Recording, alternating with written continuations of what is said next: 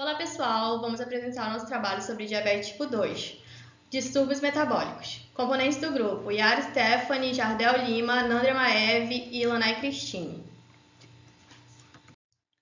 O diabetes tipo 2 é caracterizado por hiperglicemia, resistência à insulina e relativa diminuição na secreção de insulina. O diabetes tipo 2 é a forma mais comum da doença, atingindo cerca de 90% da população diabética. O diabetes tipo 2 se desenvolve de forma gradual, sem sintomas óbvios. A doença é com frequência detectada por exames de triagem de rotina. Entretanto, muitos indivíduos com diabetes tipo 2 apresentam sintomas de poliúria e polidipsia de várias semanas de duração. A polifagia pode estar presente, mas é menos comum. O diagnóstico baseia-se mais comumente na presença de hiperglicemia, mas não necessitam de insulina para manter a vida, embora a insulina possa ser necessária para controlar a hiperglicemia em alguns pacientes.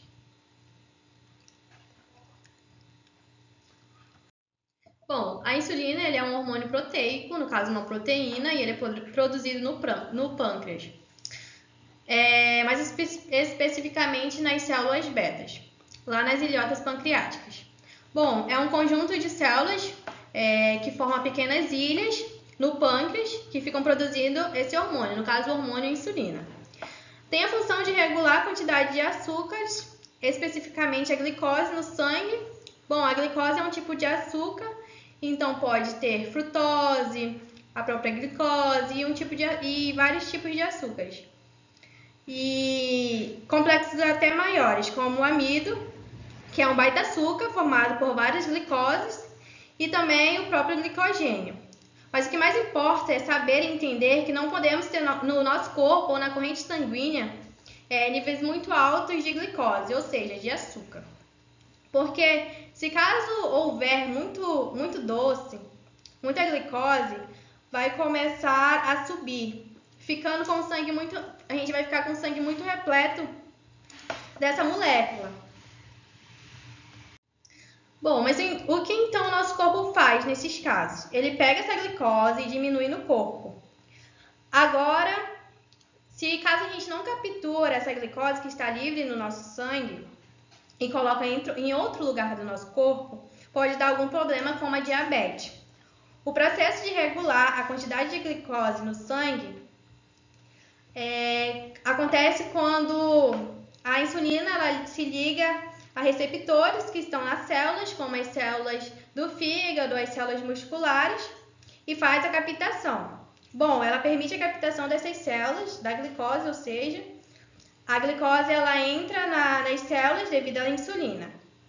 Então, se você tem a resistência à insulina, você não vai conseguir pegar a glicose que está livre no nosso sangue e fazer com que ela entre nas células desses órgãos. Agora, se estiver tudo ok e a glicose entrou nas células do fígado ou dos músculos, vai acontecer uma série de reações onde transforma a glicose, na verdade várias glicoses, em uma molécula de açúcar, um açúcar gigantesco, polissacarídeo, que a gente conhece como glicogênio.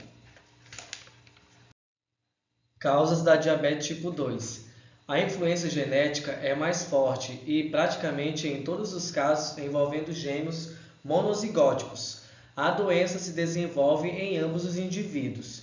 Então, já no caso da diabetes tipo 2, a hereditariedade é um fator de risco muito mais forte, com mais de 75% dos pacientes apresentando história familiar positiva.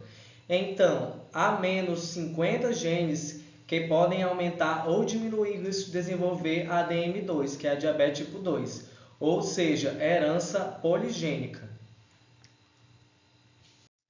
Então, como vocês podem ver na imagem, a resistência à insulina deve-se à capacidade diminuída dos tecidos-alvo, como fígado, tecido adiposo e músculo.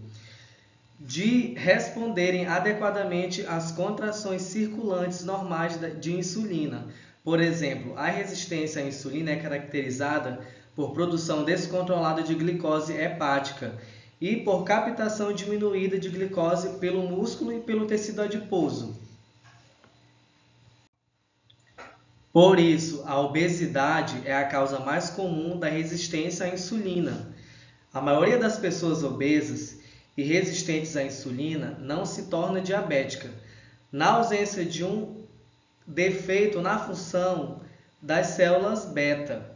Indivíduos obesos não diabéticos podem compensar a resistência à insulina com níveis elevados desse hormônio.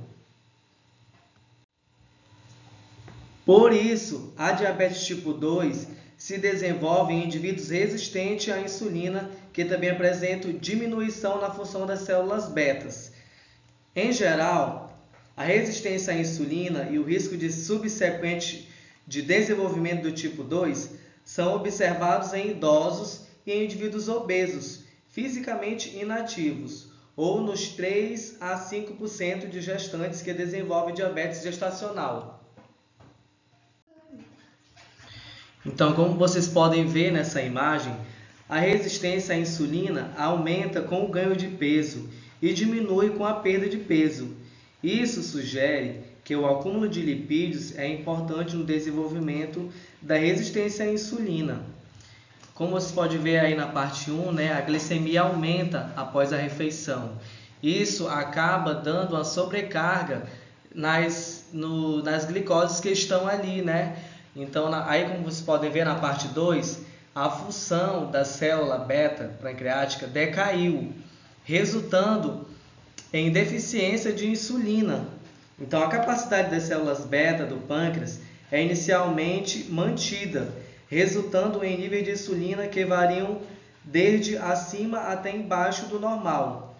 Entretanto, com o tempo das células beta tornam-se progressivamente disfuncionais, falhando em secretar insulina suficiente para corrigir a hiperglicemia preponderante. Aí, como vocês podem ver na parte 3, que apresenta a parte do fígado, que ocorre a diminuição da efetividade da insulina, que é a resistência à insulina, resulta em aumento de liberação de glicose hepática, que é a ausência de insulina para suprir a produção de glicose.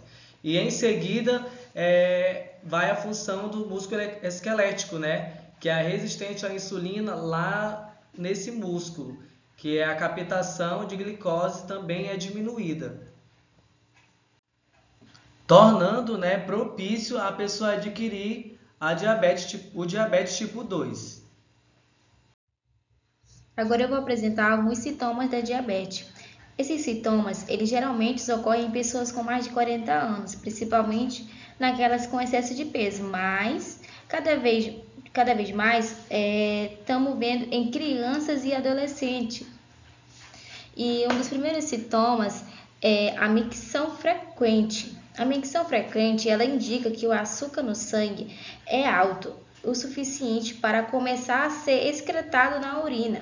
Isso acontece porque os rins não conseguem acompanhar os altos níveis de glicose do corpo e assim eles permitem em que uma parte desse açúcar saia na urina e o açúcar, quando está na urina, acaba puxando mais a água dos tecidos do corpo, tornando-a mais volumosa, causando assim mais idas no banheiro para urinar.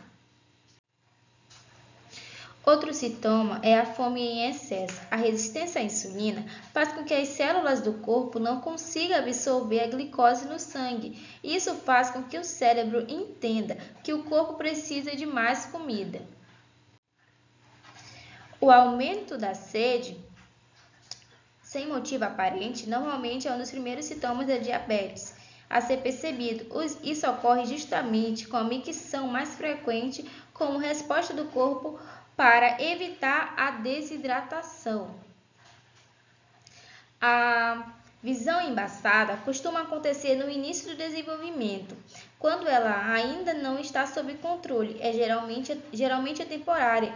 Se resolve quando os níveis de glicose no sangue voltam ao normal. Pode haver também um formigamento nos membros, porque ele tem uma cicatrização mais lenta, se dormências e formigamentos. A cicatrização mais lenta provocada por diabetes tipo 2 é resultado de má circulação, já que a diabetes retarda o processo normal de recuperação, tanto de infecções quanto de feridas.